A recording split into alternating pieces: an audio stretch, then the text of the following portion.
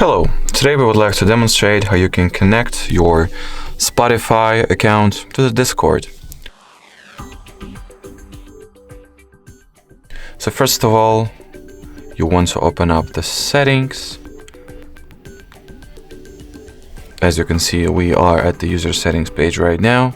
Next, go straight for the connections category. In here at the top right corner, tap on the add option. In here, choose the Spotify. Log into your Spotify account. Either enter the credentials, or as it is in my case, it is already, entered, or should I say locked. So I'll agree on connecting the Discord and Spotify accounts together. And as you can see, it states that the connection of Spotify and Discord accounts has been successful. And once we get back to the connections page, it clearly shows that the Spotify account has been successfully connected to Discord.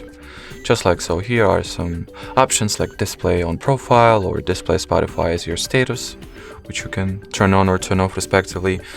And that will be pretty much it. So thank you so much for watching, and bye bye.